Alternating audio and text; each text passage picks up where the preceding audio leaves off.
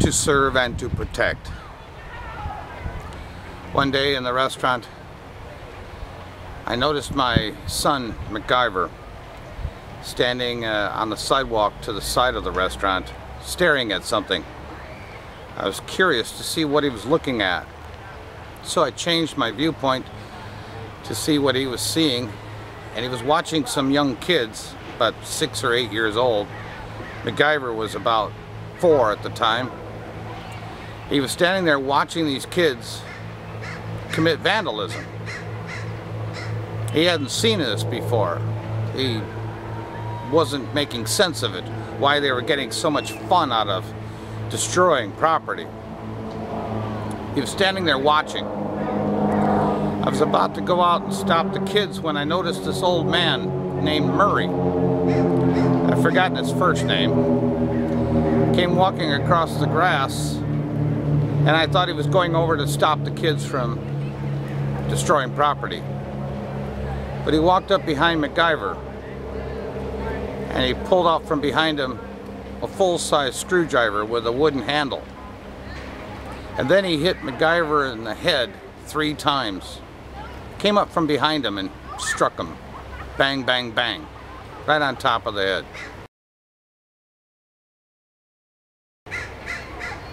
My wife at that point was watching with me, so we both saw it. I took off running, ran out there, grabbed my boy, and faced this old man. He was about 20, 25 years older than I was. And I screamed at him, "What the fuck are you doing? What's the matter with you? Are you out of your mind?" He stood there staring at me, silent, trembling. I wanted to hit him so hard. I knew how strong I was. I knew what it would do to him. I said, "Aren't you going to talk to me?" He stood there. I said, "I'll get someone to talk to, that you'll talk to." I pulled out of my pocket a cordless phone. I dialed 911. He turned around and walked back to his house. The cops showed up. One cop. A cop I knew. A cop I trusted. A cop I had worked with, helped. The old man came back. And the cop talked to us. The old man pulled out of his pocket a tiny little screwdriver. I said, "That's not the screwdriver." He went home and changed it. The cop asked my son, "Is that the screwdriver?" And my son said no. We made Murray go home and get the screwdriver, the one that he had used. A full-size screwdriver with a wooden handle. After all this conversation, the cop tells me that it doesn't fit the charge of child abuse. I looked at him and said, "What?" I said, "Then assault then." He says, "It doesn't fit that either." I go, "Oh, you're trying to bullshit." I go, "If I take that screwdriver away from him right now and I hit him in the head 3 times, what would the charge be? Nothing? Who are you lying to?" The cop stood there and stared at me. I said, "I'm a father trying to protect his son from people like this. I want him charged with something." "Well, it doesn't really fit." I go, "Okay, if I were to believe you, if I thought you were telling me the truth, and of course I don't, I would take that screwdriver away from him and I'd hit him in the head. But you would charge me with something. If I took the screwdriver and I hit you in the head, what would the charge be? I'm sure you already have thought of the charge. You already know what it would be. You're already willing to press those charges against me. But this guy does it to my little 4-year-old boy. You're going to say it doesn't fit the charges? Find a charge that it will fit. Give me a hand here in protecting my little boy. Well, he didn't. The old man ran over to the church. We were Mormons at the time. Murray was a Mormon. I believe he was even a former bishop. So he ran crying and whining to the bishop that I was being mean to him. And he had some sort of term that he used for the 3 strikes in the head. I've forgotten what it was. It was some old-fashioned term to kind of minimalize the pain and the bumps on my son's head. He went over there whining to him. The bishop called me and asked me to come in. I went in. I sat down, faced the bishop. The bishop starts telling me that I need to forgive and to forget and to let things go. I said, Bishop, I'm a father, and therefore I'm protective. Now, he's not going to get forgiveness from me. He hasn't asked for it. He hasn't said he was sorry. And I'm certainly not the fastest to forgive people. My forgiveness for him was that I didn't break his face. That was my gift to him. Bishop's telling me, you need to calm down, you need to this and this. And so I go, Bishop, I'm a father trying to protect my family. And if you're going to tell me that I'm doing something wrong right now, then I need to go to a church where I understand the rules. Because this is not making sense to me. You have something else in your mind, some other agenda that you're trying to achieve. You're not trying to help me, you're not trying to help my son, and neither is the cop. And it's certainly not Murray. He didn't go over to the bigger kids and hit them, the ones that were doing the vandalism. He walked up to an innocent little boy from behind, like the coward he is, and hit him in the head. And I'm damn mad about it. And no one's willing to help me. You're not willing to help me protect my kid from this. And guess what, Bishop? I found that he's done it to 2 other little boys. This is not brand new to him.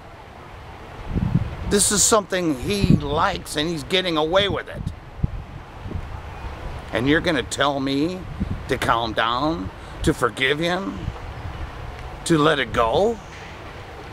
I don't think so, Bishop. As a matter of fact, you telling me that, you've lost my respect. Not only as a bishop, but also as a man and a father. I have no respect for you now. I'll see you later.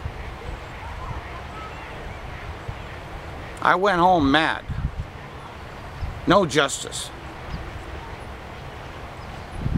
I'm still mad. So we've talked about what cops will do. That they'll falsely arrest people. They'll destroy evidence that proves they're innocent. They will twist words, innocent words of an innocent person, especially a man, and use it to convict him even though it was completely innocent. That they'll set up false arrests. That they're not looking for the truth. But this is the other side of the coin. Not willing to protect. This old man should have had something done to him. I was mad at myself for being so civilized. I should have hit him. And it wouldn't fit any charges, right? What if that situation would have been with a father and his son, and the mother turned him in? That father would have been in jail instantly. That father would have lost every single thing he had on the word of a woman. Let's say it didn't happen, but a woman accused the man of it. Same effect. He would have lost everything. He'd have instantly been put in jail. There's no justice for men in the United States. That we men must form a more cohesive group, because when there are no laws to protect men, to protect fatherhood, you got 200 million men without a country, without laws that they respect, without a country they respect. That isn't good for our country.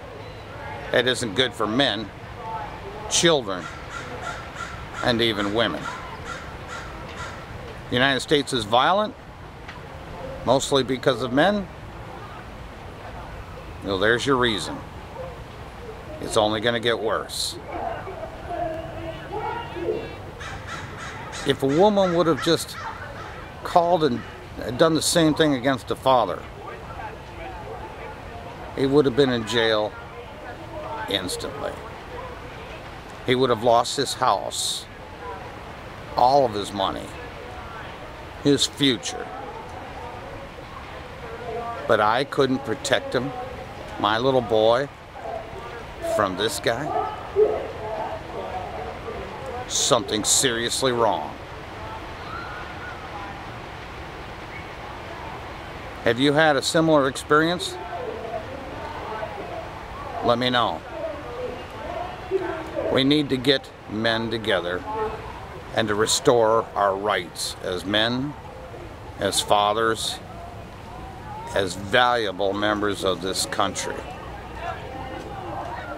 And we need to get some counseling for people like Murray, and people like the cop, and people like Ed Gubler, the bishop, because they're wrong. They're seriously wrong.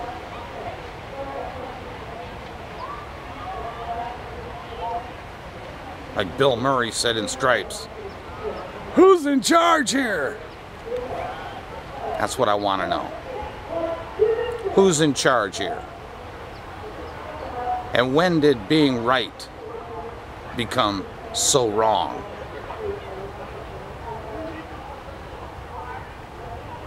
I miss you, MacGyver, and I love you.